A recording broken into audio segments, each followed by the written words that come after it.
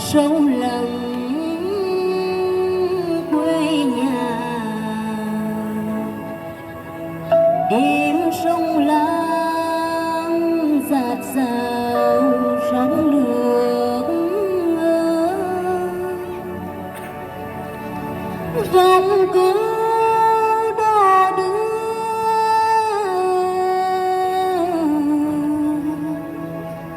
tình người mộng màng bạt ngát nhớ thương mà thoáng hương xưa đưa.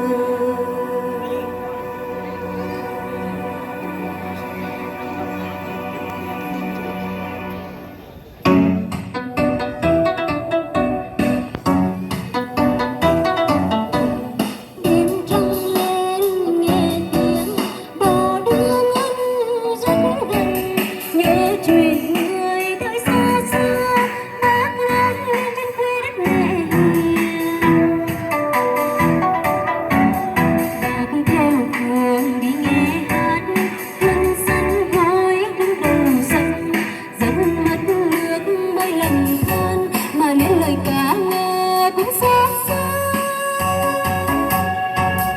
Tôi yêu thơ vẫn về đi suốt chiều dài cùng đò đưa. Tôi yêu thơ các bờ sông suốt chiều rừng tôi dân ca. Đêm quê hương nhớ bác ngày xa hay hát phương ấy ngày hồi xanh nhân đất nước đã thương nên đến lần nào.